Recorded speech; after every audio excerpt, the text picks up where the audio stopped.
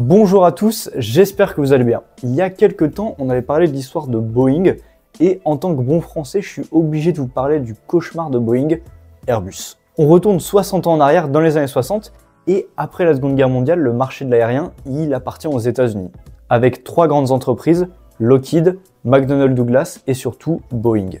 À l'époque, le 707 de Boeing est un best-seller, il est le premier avion à savoir faire le voyage transatlantique d'une seule traite et donc sans escale. L'Europe de son côté veut elle aussi sa part de gâteau, veut elle aussi exister dans ce nouveau marché qu'est le transport aérien. À l'époque en Europe des constructeurs il y en a pas mal, allemands, français, anglais, ils sortent leurs propres modèles, chacun de leur côté. Mais il n'y en a aucun qui arrive vraiment à percer. Et les Américains, eux, n'ont que faire de ce qui se passe en Europe, alors les Européens doivent faire un choix, soit devenir des sous-traitants des entreprises américaines, ou se réunir pour être capables de répondre aux demandes du marché international. Les gouvernements et les industriels européens reconnaissent donc la nécessité de collaborer afin de mutualiser les ressources, les connaissances, les technologies, les expertises, pour créer un avion capable de rivaliser. Le consortium Airbus est donc créé en 1970 entre la France et l'Allemagne, avec d'un côté Aérospatiale, qui est le groupement des constructeurs français, et de l'autre Messerschmitt, Bolkoff, Blohm et VFW Fokker, pour développer et produire l'A300. L'année suivante, les Espagnols de chez CASA rejoignent le consortium, puis British Aerospace en 1979. Mais donc l'histoire commence avec l'A300 qui entre en service en 1974 avec Air France. Le premier avion d'Airbus est un moyen courrier d'environ 300 personnes qui se démarque à l'époque avec seulement 2 réacteurs contre 3 ou 4 habituellement pour des avions de la même taille. Malgré cela, l'A300 ne se vend pas très bien et la première année, Airbus ne vend que 4 appareils. Les acheteurs sont un peu timides face à ce constructeur complètement nouveau, alors Airbus décide de faire le tour du monde avec son avion. Ils vont en Amérique du Sud, en Asie, et surtout en Amérique du Nord. Parce qu'à l'époque, le plus gros marché, c'est celui des États-Unis, et Airbus sait très bien que pour conquérir le monde, ils doivent d'abord conquérir les États-Unis. Alors pendant plusieurs semaines, le constructeur va démontrer les qualités et les performances de son appareil, mais personne n'en veut. Sauf une personne. Et cette personne, c'est Frank Borman, ancien astronaute et patron de Eastern Airlines, qui cherche à renouveler sa flotte. Et ça tombe bien parce que lui, il est épaté par l'A300. Alors Airbus propose quelque chose à Frank, leur prêter tranquillement pendant 6 mois les Airbus, et comme ça, on sait jamais s'ils les aiment bien, tout ça, peut-être qu'ils vont les commander. Et c'est exactement ce qui se passe parce que Frank Borman, il kiffe les Airbus, et il en commande 30. Eastern Airlines devient alors la première compagnie américaine à acheter Airbus, lançant la carrière de l'A300, mais surtout plus largement la carrière de Airbus. Grâce à cette vente, Airbus devient beaucoup plus crédible, et parvient même à vendre des avions japonais qui jusqu'à là ne voulaient même pas discuter avec eux. Mais alors maintenant que la machine a démarré, le constructeur doit continuer sur cette lancée. En 1979, Airbus réunit déjà 60 commandes pour son prochain appareil et dévoile en 1983 l'A310, une version plus compacte et plus en accord avec les besoins des compagnies à l'époque. Mais Airbus n'en a pas fini. Le 14 février 1987, à l'occasion de la présentation de leur nouvel appareil, l'entreprise réunit plus de 2000 spectateurs, des chefs d'État, des compagnies et présente l'A320. L'A320 est mis en service en 1988 et vient totalement révolutionner le marché avec son nouveau système de commande électrique, le Fly-by-Wire. Pour vous expliquer brièvement, jusqu'à l'arrivée de l'A320, les avions de ligne utilisaient des systèmes hydrauliques qui décuplaient la force des pilotes lorsqu'ils activaient la commande pour leur permettre de bouger les gouvernes de vol beaucoup plus facilement.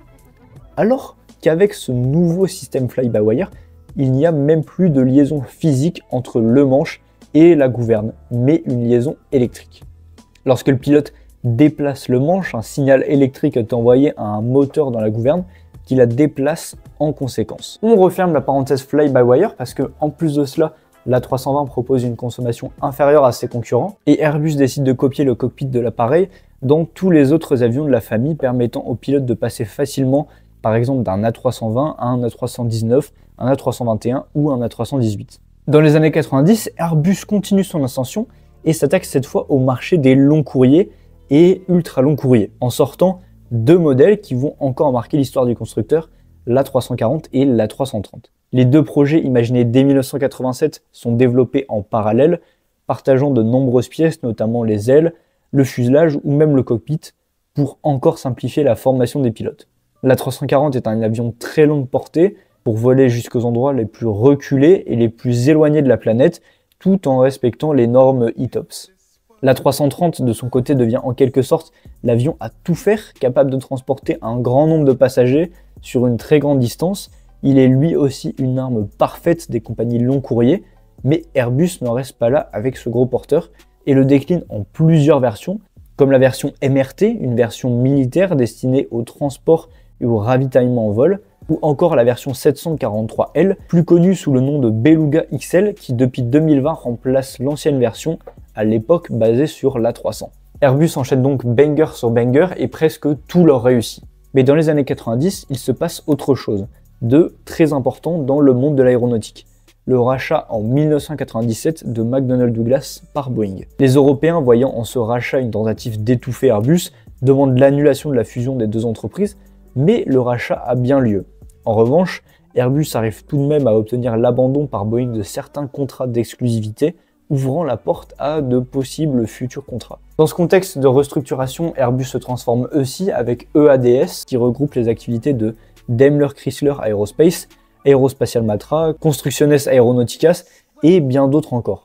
Enfin, Airbus, qui était à la base GIE, devient enfin une réelle entreprise. Après cette restructuration, Airbus en profite pour sortir le 747 Killer, un avion qui pourrait mettre Boeing en grande difficulté. Le 27 avril 2005, annoncé depuis 15 ans, l'Airbus A380 prend enfin son envol. Il est mis en service 2 ans plus tard et devient le plus grand avion de ligne jamais créé, avec un double pont qui s'étend sur l'entièreté de la longueur. L'A380 peut transporter jusqu'à 850 personnes, c'est du jamais vu. Il est d'un confort incroyable avec des prestations inégalées et a en réalité une consommation par passager assez raisonnable de 3 litres pour 100 km. Mais avec un prix s'approchant du demi-milliard par unité, l'A380 ne se vend pas aussi bien qu'avait prévu Airbus. En plus de cela, avec l'amélioration des bimoteurs, les quadrimoteurs perdent un peu en popularité et le marché se transforme. Aujourd'hui, l'A380 n'est plus construit et peu sont encore en service. Seul Emirates souhaiterait recommander de nouveaux appareils. Mais malgré cela, il faut dire que quand votre dernière création c'est l'A380, même si son succès n'était pas forcément immense, eh bien après avoir sorti un tel appareil, c'est pas forcément simple de créer un nouvel avion qui sera aussi marquant. Et pourtant, mis en service en 2015, l'A350 devient rapidement un incontournable des grandes compagnies pour le long courrier. Il vient directement en opposition avec les 777 et 787 de chez Boeing, mais en apportant des atouts écologiques et économiques. Et pour finir, dans les années 2010, ce qui sera encore plus bénéfique que l'arrivée de l'A350 pour Airbus, c'est le renouvellement de sa famille A320. Avec de nouvelles versions Neo de l'A319, l'A320 et l'A321 qui viennent encore mettre un coup à Boeing, permettant à Airbus de battre des records de vente avec chaque année toujours plus de contrats vendus. Dépassant toutes les prévisions, même les plus optimistes, on peut par exemple citer l'exemple d'Indigo, le géant indien, qui en 2023 signe avec Airbus un contrat de 55 milliards de dollars pour l'achat de près de 500 appareils de la famille 320 Neo. En attendant, fin 2024, le dernier né d'Airbus a transporté ses premiers passagers. L'A321 XLR vient d'ouvrir un nouveau chapitre de l'aviation commerciale, en étant le premier avion de ligne monocouloir à avoir la capacité de faire des voyages transatlantiques. Ce nouvel A321 pourrait sans aucun doute transformer la manière dont les compagnies organisent leur flotte en utilisant des avions plus flexibles, pouvant à la fois être rentables sur du court courrier, mais aussi sur du long courrier. Aujourd'hui, l'entreprise n'a jamais aussi bien vendu. La balance du duopole Airbus-Boeing penche maintenant du côté d'Airbus, et on peut se demander qui viendra stopper leur ascension. Est-ce que Boeing pourrait parvenir à regagner rapidement la confiance des compagnies et des voyageurs? Est-ce que Comac avec le C919 pourrait ralentir les ventes de l'A320 Neo? Est-ce que les E-Jets d'Embraer peuvent eux aussi freiner les ventes de la famille Neo? Eh bien peut-être que le seul vrai ennemi d'Airbus pourrait bien être Airbus lui-même. Aujourd'hui, le constructeur a du mal à livrer ses appareils en temps et en heure, et le constructeur doit faire attention à ne pas faire comme Boeing l'a fait avec le 737, préférant le profit et la rentabilité à la qualité et à la sécurité. Quoi qu'il en soit, depuis 1970, Airbus n'a jamais cessé d'innover, passant en 50 ans d'un petit constructeur à aujourd'hui le leader du marché vendant plus de 700 appareils par an. Le duel avec Boeing a poussé les deux entreprises à viser toujours plus haut, les forçant à innover pour créer une aviation plus sûre, plus écologique, plus économique et plus confortable. Airbus surpasse les attentes pour la sortie de chaque appareil et qui sait ce que le constructeur nous réserve pour les années à venir. En septembre 2020, le constructeur présente son projet 0E, réunissant 3 concepts à hydrogène visant à une aviation zéro carbone. Airbus de son côté tente donc de dessiner l'aviation de demain. Et bien voilà, c'est la fin de cette vidéo, j'espère qu'elle vous aura plu, j'espère que vous aurez appris des choses. Comme d'habitude, si c'est le cas, n'hésitez pas à liker, commenter, vous abonner, tout ça vous connaissez. N'hésitez pas non plus à donner des petites idées pour des prochaines vidéos. En tout cas, j'espère vous croiser prochainement en vol, et sur ce, à bientôt.